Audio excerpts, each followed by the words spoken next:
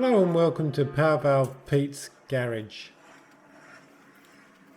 These series of videos are really just for my own interest in recording the progress in restoring some motorbikes. I'm a Yamaha Tragic. I've got quite a few Yamahas that are generally all in rubbishy condition.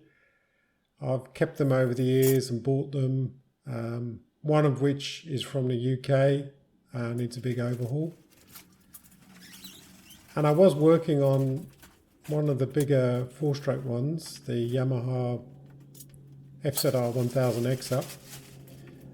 But I thought, well, why not get this bike here that's just being unwrapped, which is a two-stroke Yamaha RZ250, around about 1984-86 model.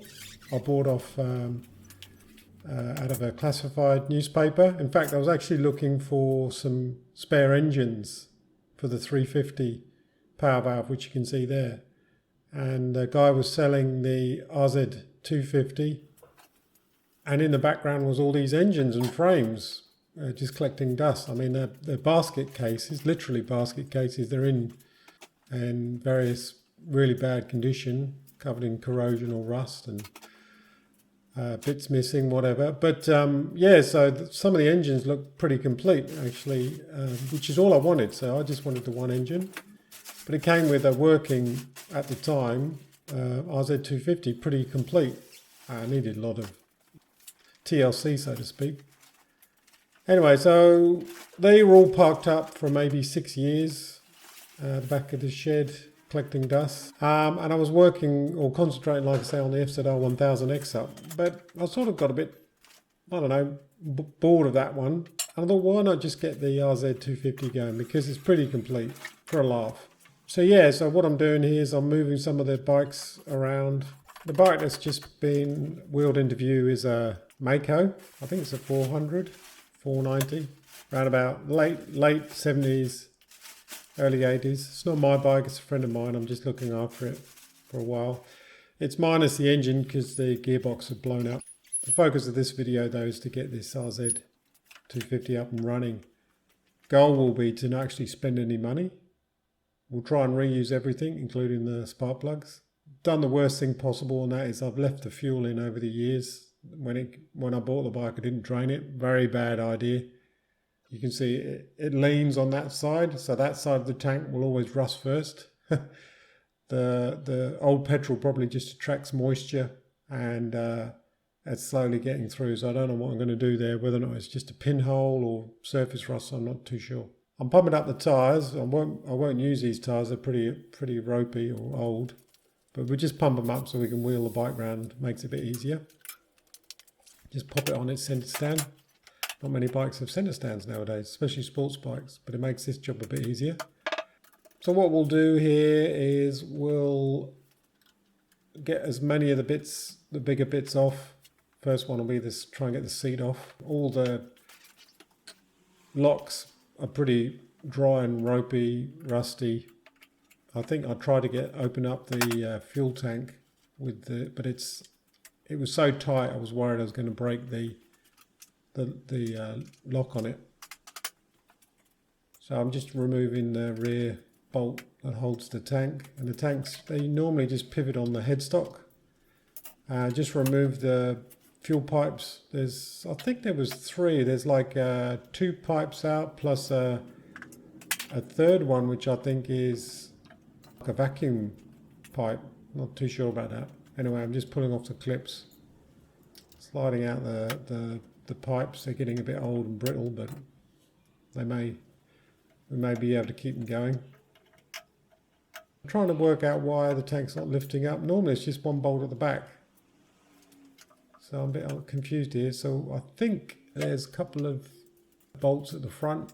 You can just see I'm undoing it. Just got a T-spanner on that. So we should be good. Yep, off she comes. Fantastic. Here I try and unlock it.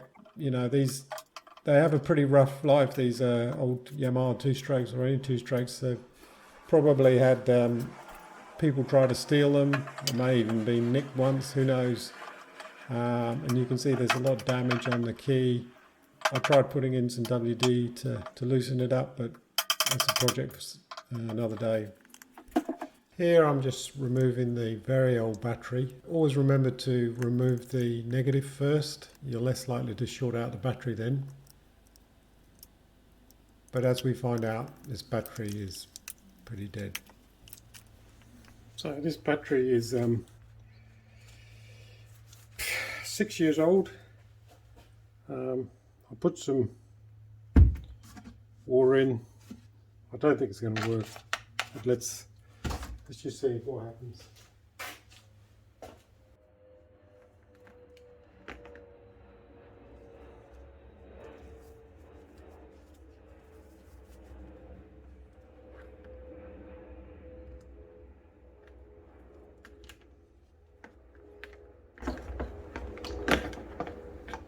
Right, see if it does anything.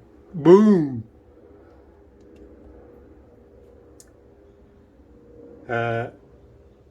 Yes, I don't think it likes it.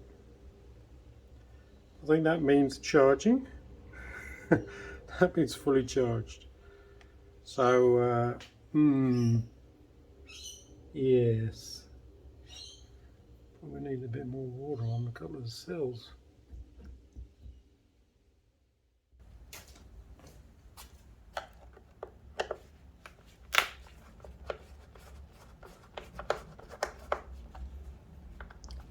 So we'll take the airbox off.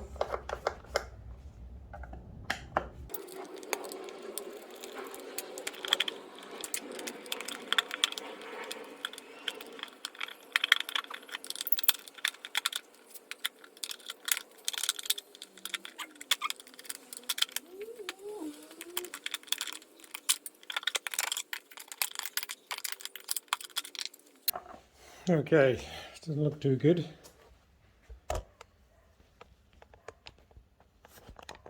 Yes, I think we might need a new filter, but we can still see if it starts, just to get it running. That's the goal. Try not to spend any money. Cactus. Okay, now we want to get the carbs out, plugs, disconnect the power valve down here because that might be seized. When they start, Yamaha power valves, they do this rotation to clean the valves, and with the battery cactus and this dry as a bone, I'm worried it's just going to either snap something, or so we'll just disconnect this so the power valve in here doesn't need to rotate, just to get it going. So clean carbs. We'll try and use the same spark plugs. What the heck? See if it works, see if we get a spark. Check the engine turns over. Maybe get some new two-stroke oil. And on the other side I'll show you where the two-stroke pump is. So obviously two-stroke engines, they have petrol mixed with two-stroke oil via a pump. It gets injected into the carburetors. I'll show you that in a minute. Anyway, let's try and get these carbs out and give them a clean. So the main airbox probably needs to come out. Maybe we'll even take this out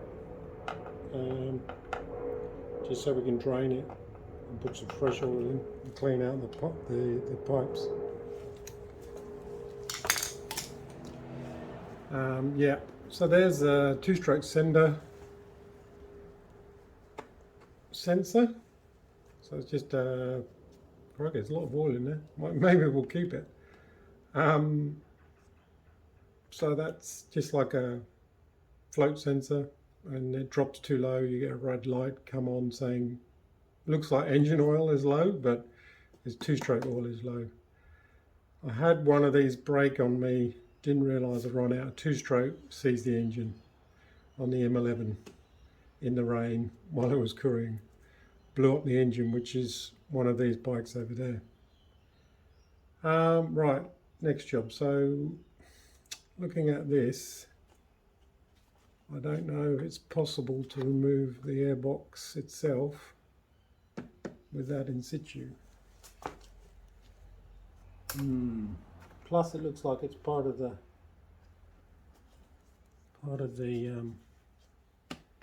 battery. We may have to just, let's get this a bit better. We may see if we can just pull these out in situ, which is a bit of a flaff. There you go. Yeah, let's try that.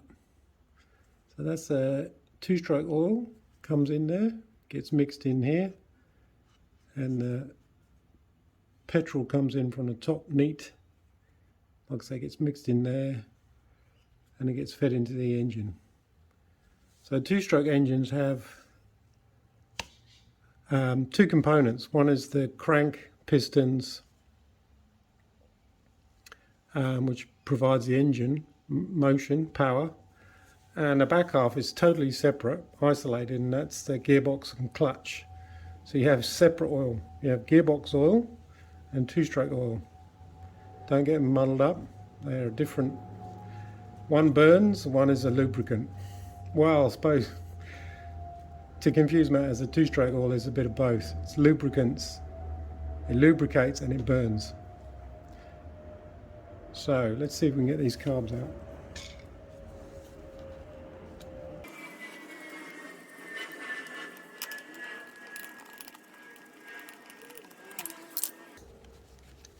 There's normally a copper or little steel snap ring to hold those in, but they're not under pressure, they're just...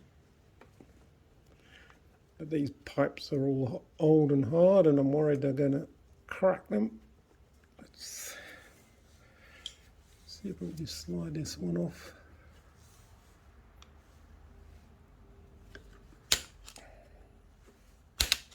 There we go. So that's 2-stroke, and we want to get the incoming petrol. Come here, you.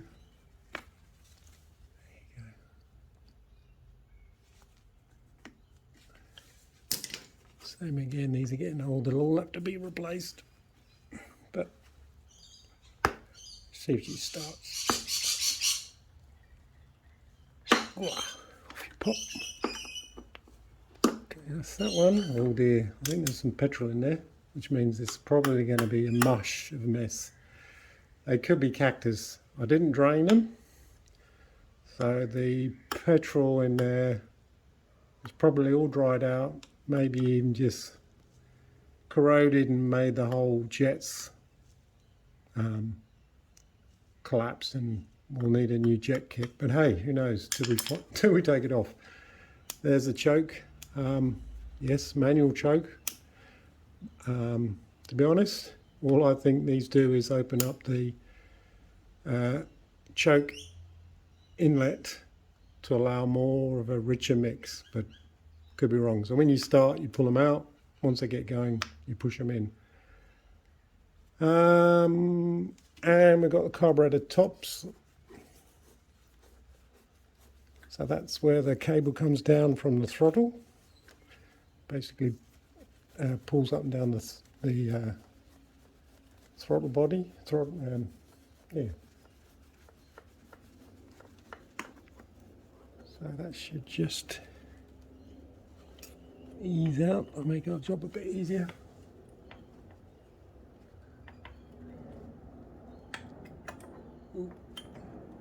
Fit.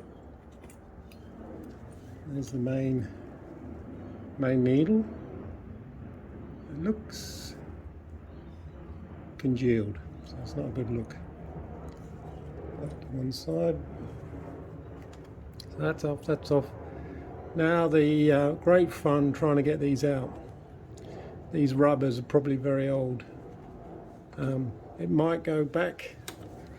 That feels quite hard, but let's have a go. You have to be quite brutal. There'll be a bit of swearing in this.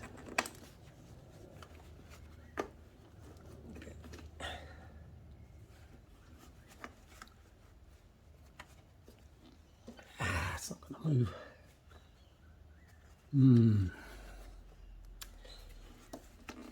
I didn't want to have to remove the pool. Stinks. It's not a good smell.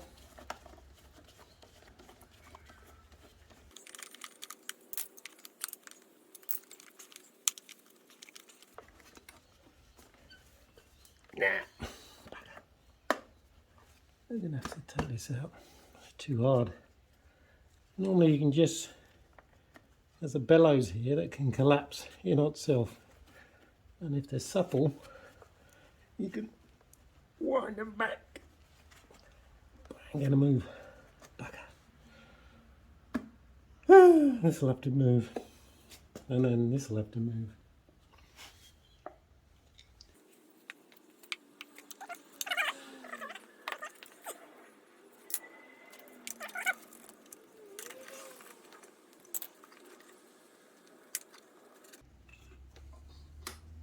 Now if I pull this out, oil's going to go everywhere, so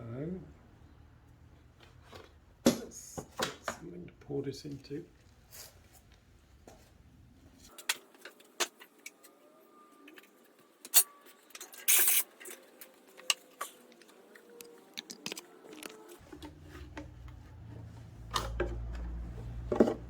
Doesn't smell nice.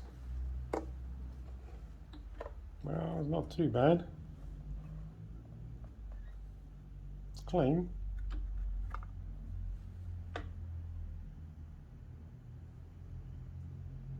Good for chainsaws.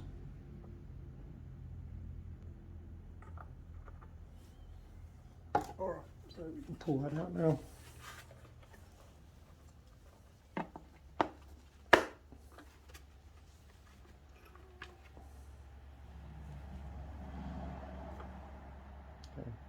There's anything coming out. That's another bit off. Back to this. So this is going to be a problem because looking at this, you can see here it's basically a U-shaped thing, so it's got to move forward to come out.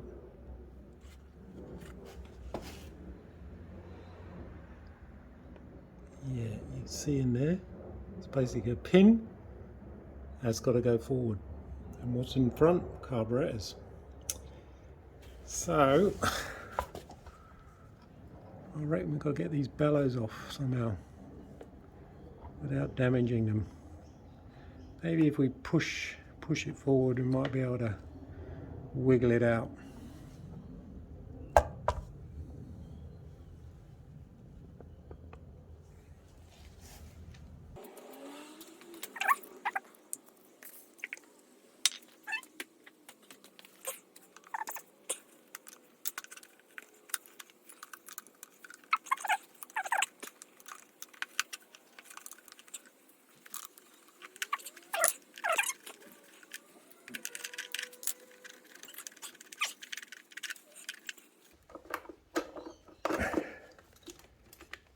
Hallelujah. There she is. Smells of dead fuel. Anyway, number one. There's the bellows. See, that should collapse in to get it out, but I think it's just getting a bit too brittle. Who knows? We could soften them up, warm them up before we put them in next time. So it should just collapse when you push back on the carb, like that. Anyway, that's one.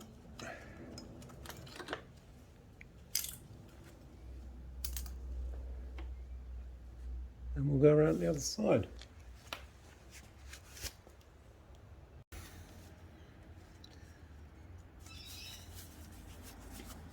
Okay,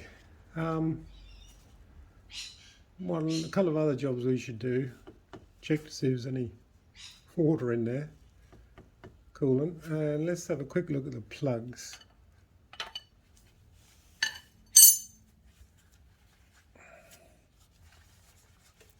Take the cap off.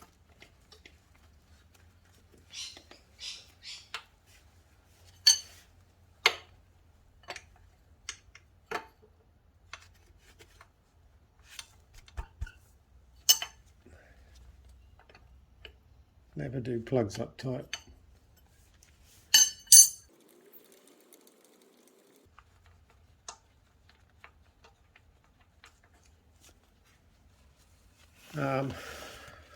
So let's have a look, see if you can see that. That is pretty coked. The middle has been sitting there, but that's too rich. It should be like a tea biscuit brown. So yeah, it's obviously running too rich, but who knows the history. It might have been out of tune, might be being used around town a lot, so it didn't get to clear its throat. And just for reference, these are Denso, that's a good brand. W27 ESR-U. Now you can get hot, cold, medium plugs. I'm just going to get the ones from the book, but for a laugh, again, the whole exercise to see if this will start. Let's just see if we can get a spark on this after giving them a bit of a clean. If it does spark, we'll see if it starts. But they're so cheap, throw them away, get new ones. I'll say cheap. They're about maybe 20 bucks each. So we'll do the other one and see if the other one looks the same.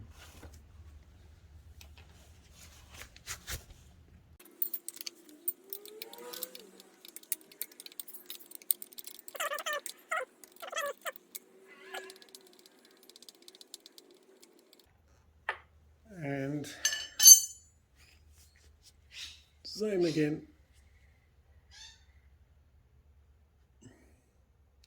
Quite sooted up, black, running rich. Same plug, so they're matching. The threads look alright. There's a bit of corrosion on there, but that'll do. Oops. How's that? It's better. Alright, well we just pop them back in so we don't drop anything down the hole. That would be annoying.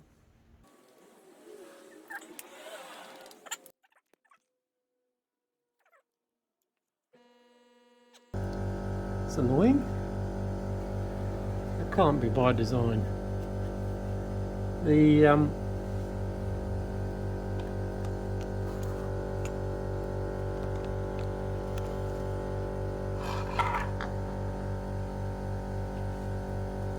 just there, right above the cap, is the grommet that holds. There's a side panel in here, but this. I can't believe they would have stuck that there. Surely not. There's no way you can get it off.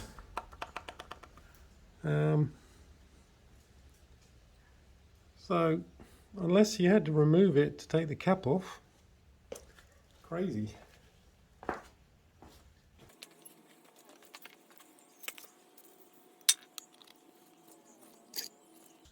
Cool.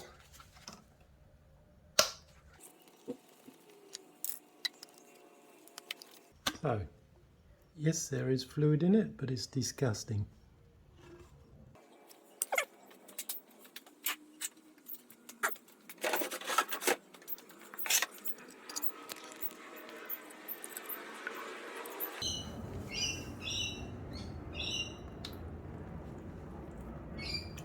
Yeah. Nice.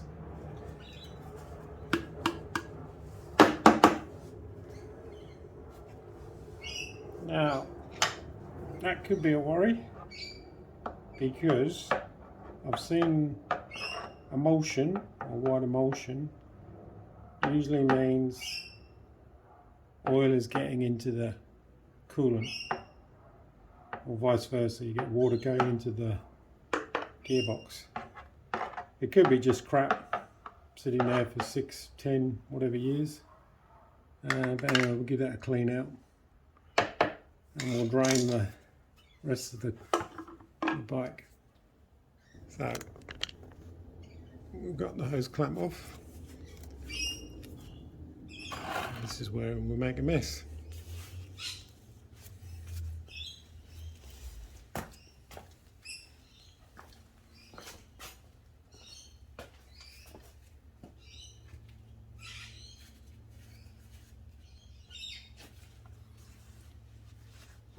Probably can't see all this, can you? So I'm going to pull the hose off the front of the radiator.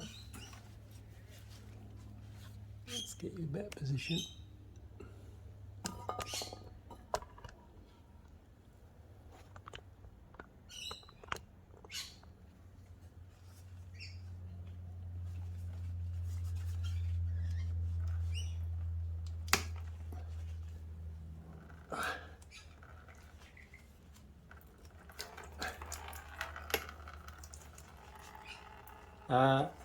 Okay, that's not much water.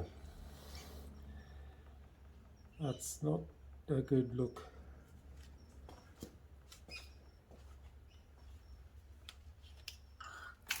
Oh, so I'm just undoing the radiator cap at the top. Could be a vacuum.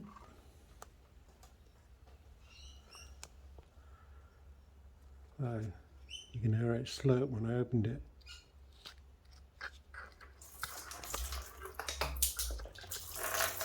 Yeah.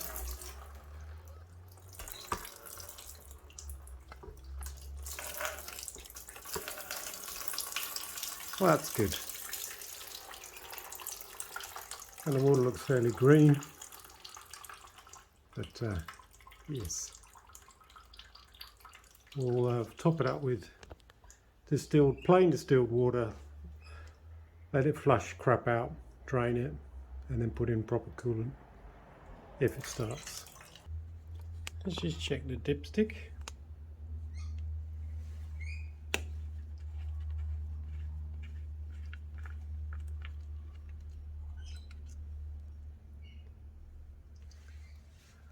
Probably can't see that very well, but it's wet. Let's get some paper.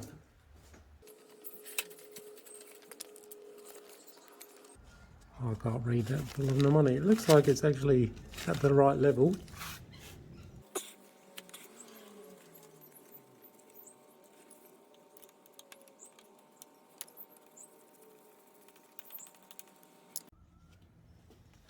Okay, one other thing we could quickly look at today is, does it turn over? So yeah, so 2 strokes, especially in the 80s, and even some 4 strokes back then. No electric start, which I think's great because it simplifies the engine, cuts down on weight, and 2 strokes are very easy to turn over if they start. It's a different thing when it doesn't start because your leg will get very tired. So this is the Kickstarter. Pretty straightforward. You stand on the bike, get your bike leg over, and you kick it with this. I'm just going to turn it by hand. I've got the plugs loose, so there should be no compression. And I just want to see if she turns easily. Feels like it is. Good.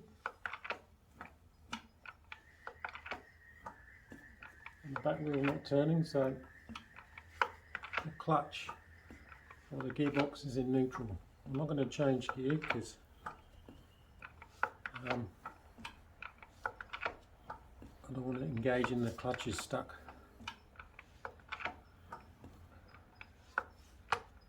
So that's that. At least it turns. Might have a hole in the piston. It could have seized. Who knows? So next job I think will be putting the carburetors in the cleaner and hopefully blow out all the jets. We'll have a look at how bad they are when we get the float bowls off.